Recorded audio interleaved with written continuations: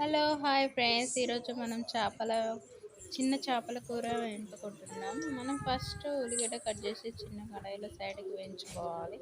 అలాగే కడాయి పొయ్యి మీద పెట్టుకొని చేపల కూరకు చిన్నగా ఉల్లిపాయలు వేసి వేసుకొని సైడ్కి మనం పచ్చి పులుసు నానబెట్టుకుని పచ్చి పులుసు అందులో కొద్దిగా కారం,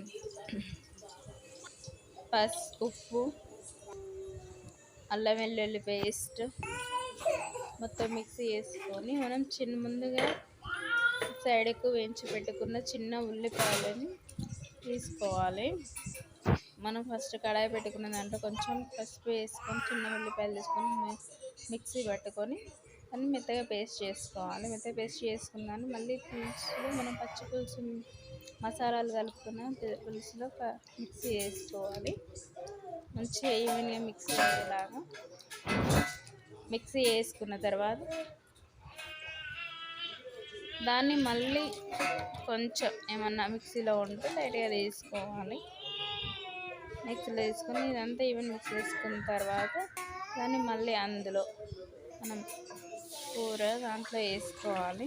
అంటే మంచిగా మరగబెట్టుకోవాలి. మంచిగా పులుసు మంచిగా మరిగేదాకా మరగబెట్టుకోవాలి. అప్పుడు ఎంతో టేస్ట్ ఈవెన్గా మిక్సీ చేసుకున్న తర్వాత కొంచెం టేస్ట్ అనేది కొంచెం మగ్గాలి. కొంచెం దగ్గరకు అయ్యేదాకా పులుసు మగ్గాలి. అందులో కొద్దిగా కరివేపాకు వేసుకొని మూత పెట్టుకోవాలి. అప్పుడు పులుసు మంచిగా మసులుతుంది. కొద్దిగా మసులుతుంది. మనం ఇప్పుడు మూత తీసి చూసుకుందాం. కొద్దిగా మసులుతుంది. ఇంకొంచెం లైట్గా ఒక 5 minutes వెయిట్ చేస్తే కొంచెం దగ్గరకు అవుతుంది. కొద్దిగా దగ్గరకు అయిపోయింది. కానీ కొంచెం టేస్ట్ మనం సరిపోయిందా, ఉప్పు అన్నీ సరిపోయిందా లేదా అని చెక్ చేసుకోవాలి. లేకుంటే ఇదే టైంలో ఉప్పు చెక్ చేసుకొని వేసుకోవాలి.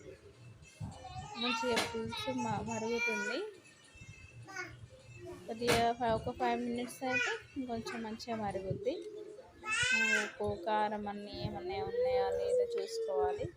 ఒక్కొక్కటి చేప ముక్కలు అనేది చిన్నగా చేప ముక్కలు కదా, ఒక్కొక్కటి మంచిగా ఈవెన్గా వేసుకోవాలి. అంతా స్ప్రెడ్ చేసుకోవాలి.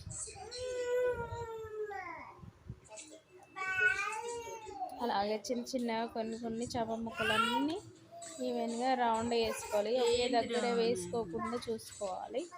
ఒకే దగ్గర వేసుకున్నట్లయితే మనం చేప ముక్కలు అనేది మనం కలుపుకోవడానికి వీలు